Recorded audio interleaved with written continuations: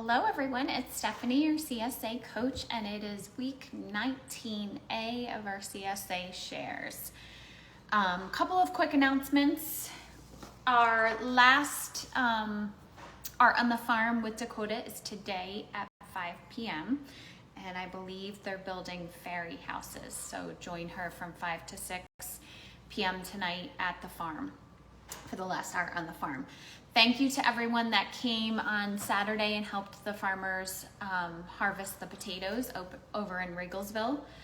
Trisha put in the email how many pounds of potatoes they harvested, but it was a large number. So refer to that for more details, but thank you to anyone who came out and helped our farmers. And the last announcement is that our back to school challenge is going on for this week. It will end on Friday. So we have today through Friday to submit any entries, anything related to lunchbox gear, snacks, after school snacks, after work snacks, breakfast ideas, packed school lunches that include any of our Blooming Glen Farm produce or North Star Orchard produce. Post those and then use the hashtag back with the number 2 school, and then you'll get a entry into our back to school challenge. I will be doing a couple of lives throughout the rest of the week with prize details and some other information throughout the week, so stay tuned for that. That will continue through Friday, so make sure you get your entries in. We'll jump right into what we received this week. So we're seeing a shift in the produce more towards fall, less of our summer produce. So the weather is changing and we're seeing a shift in what we're receiving in our shares as well. We'll start with our peppers. So we have our green bell peppers. They're stored in the fridge, in the crisper drawer, or in a plastic bag. Great served raw, great as a lunchbox item. Great just as an after-school snack, as a side. These were showcased in last week's recipe. So last week's blog recipe was a sheet pan fajita meal that you could use our bell peppers for. Super easy meal. You could double it so that you can use it throughout the week for lunches, which is exactly what we did. And then I actually made it again over the weekend for my parents and my brother and his family. So it's just easy and tasty and yummy, but doesn't require a ton of pans and a ton of effort, really. So green bell peppers go in the fridge. Other than eating them raw, they can be on sheet pan meals. You can grill them.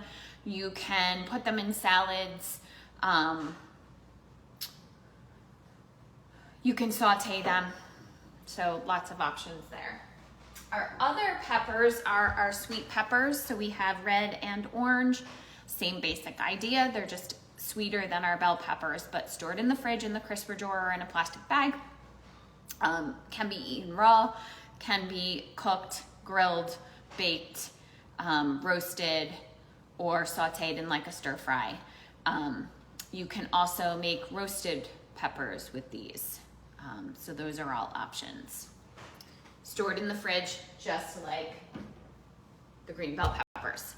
You got to pick 4 hot peppers. So I believe there are 4 or 5 options: jalapenos, poblanos, long hots, banana peppers, and maybe cherry bombs. You pick whichever combo you want. Basically, any of those are used to add heat to a dish. So you can add heat to salsas, you can add heat to sauces, you can add heat to dressings, or you can chop them up and freeze them and use them over the winter to add heat. If you remove the seeds and the membranes on the inside, you're getting less heat than if you just use the whole item, the whole pepper. So options there to vary your spice level. You can dehydrate these. You can freeze them. I've been freezing the last couple batches just so I have some hot peppers over the winter. These were showcased in the guacamole from last week. So those are an option. You could pickle them and you can candy them also, but stored in the fridge, in the crisper drawer, or in a plastic bag. We received red onions. These are cured, so they get stored in a cool, dry place. Red onions can be interchanged with all of our other onions, just a slightly different flavor, so I love them thinly sliced on salad. You can pickle them. You can use them in sautés, you can use them in stir fries, you can use them in sheet pan meals, you can grill them. So if you're getting our mushroom shares, you can do mushrooms and onions. Great side for like a grilled protein. What else? I said pickling. These will probably be showcased in this week's recipe, but basically onions can be thrown into just about anything for flavoring. So I always start usually a big meal with garlic and onions, but cool, dry place, away from potatoes. Do not store them with your potatoes. Garlic, we received 2 cloves of garlic. These are cured, so also stored in a cool, dry place. Garlic I used in just about everything. You can pickle the garlic, you can roast it, you can add it to sheet pan meals, you can put it in stir fries, you can crush it and put it in dressings. So lots of options there. Garlic really doesn't last in our house. I use it in just about everything. Potatoes. Potatoes get stored in a cool, dry place away from our onions and our garlic. They tend to give off a little moisture, so we don't want to store them in the same bins. These can be roasted. They can be sauteed on the stove. They can be grilled. You can make grill packets. So the weather is starting to cool down a little bit, so it's really fun to grill still.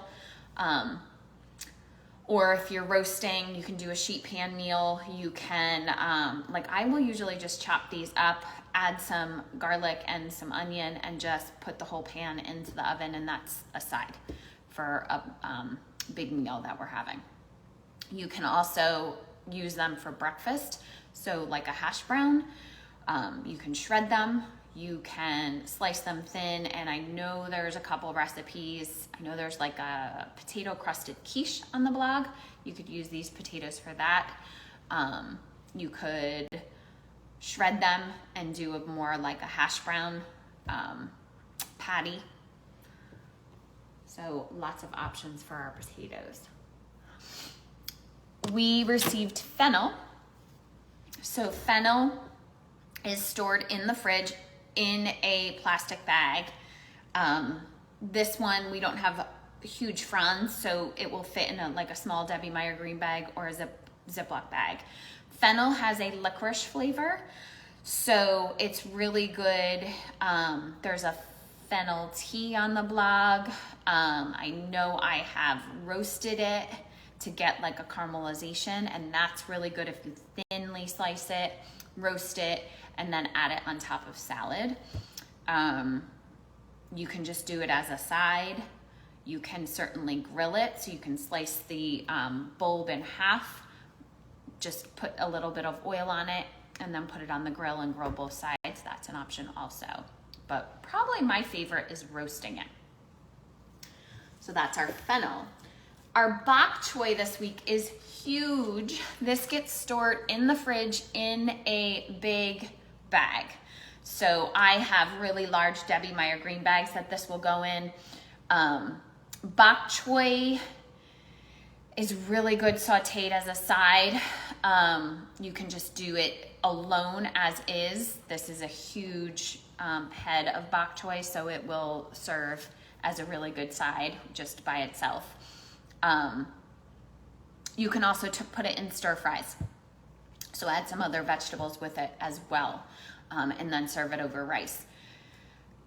The bok choy itself will cook at 2 different times. So our thick white stems are gonna take longer to cook than our leaves. So what I do is when I get ready to cook it, I separate out the white stems, chop them up nice and tiny, and then separate out the leaves, chop them into slivers. The stems get cooked first, then I add in the leaves, which then don't take as long.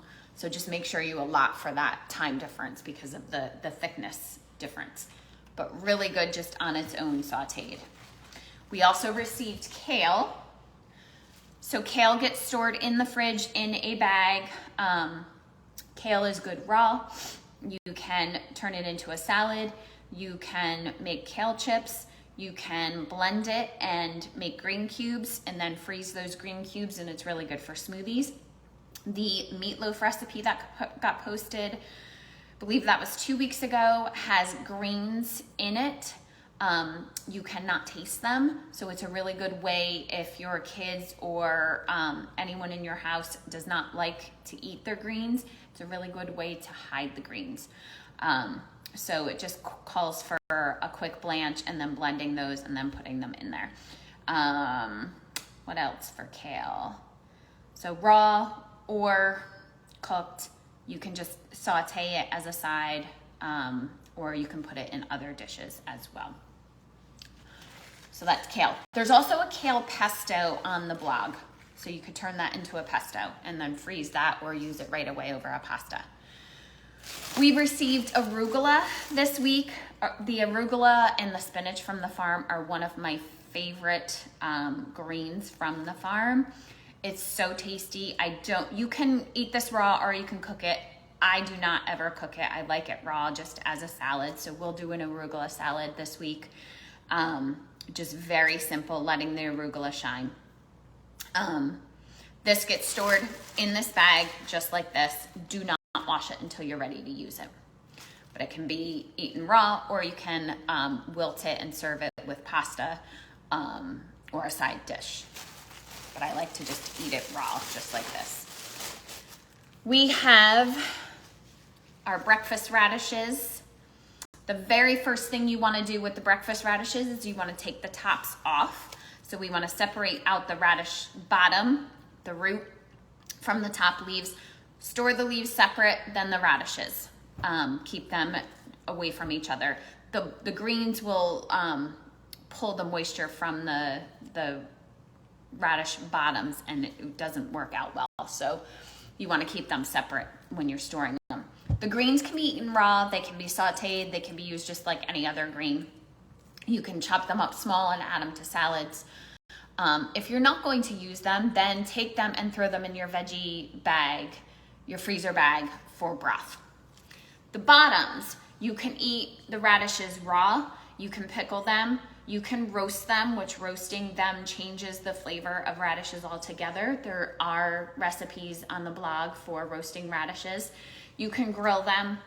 I'm not sure what we're gonna do with them this week. I might pickle them, or I may roast them, but lots of options there for you as well. But first thing I'll do today is separate the greens from the bottoms. Now the same idea for our beets. Our beets, we have beautiful greens this week. So chop those off, store them in a separate bag. Those can be sauteed, they can be eaten raw, they can be turned into green cubes, they can be added to our veggie freezer bags. But these are gold beets instead of our normal red beets. Same basic idea. You can pickle them, you can roast them, you can eat them raw, you can serve them on salads, you can grill them. So same as our regular red beets, they're just a different color and slightly different flavor. But the greens can be used also. So don't throw them out. Use them, save them, saute them, and if you're not gonna do anything else, throw them into a freezer bag and use them for your broths to help flavor your broth. So first thing, separate the two. This gets stored in a separate bag from this. We got to pick shishitos. There's been talk that the shishitos are a little bit spicier this year, so we usually say like 1 in 10, 1 in 5 are spicy. I've heard that more are spicy this year for some reason. It's always fun when we cook them and someone gets the spicy one or a couple of people get the spicy one. But there's lots and lots of recipes on the blog. So if you're looking for something different, we love to just blister them and serve them as a side. But they've been put in a couple different dishes. And I know last year I did, pretty sure it was called Shishito's 3 Ways. And I did 3 different versions of cooking shishitos. I know there was a grilled shishito and a fried shishito. So different option, and a pickled maybe. So pickled, grilled, and fried. Those are all on the blog if you're looking for something different. These get stored in the fridge, so I usually just leave them right in this container, put the top on, and store them in the fridge until I'm ready to use them. These will last quite a while. So I still have mine from last week as well. You can also freeze them, but they will lose their texture, their nice firm texture when you do freeze them. So last but not least is our honeynut squash. These are super cute. We got 2 of them. The skin on these does not need to be peeled. You can roast these, you can grill them, you can puree it, you can eat them just as a plain roasted squash. Typically, I like to cut off the stem, cut it in half, remove the seeds, and then just roast it whole like that, or half, I guess, just as a side. There are recipes on the blog using different types of squash in different items, so if you're looking for options there. But this is a honey nut squash stored in a cool, dry place. It will not last as long as a butternut squash. So usually within the next few weeks you want to use it. It should last about a month, but not 3-4 months like your butternut squash will. So that gets stored in a cool, dry place, and lots of fun ways to use that on the blog. That's it for this week. We are definitely seeing a shift in the weather. Yay for the fall cool weather, and also seeing a shift in the produce we're receiving. If you still have items left from last week, focus on using those first. And then this week, we probably want to use our greens first, especially the arugula. So focus on that, and then our other items should last a little bit longer. Our beet greens and our radish greens, you want to use those first, but the roots will last. If you have any trouble or things you're stuck on, things that you're having trouble figuring out how to use them, just post on Facebook and make sure you tag me so I see the post, and I will help and guide you. And I will see you all again next week.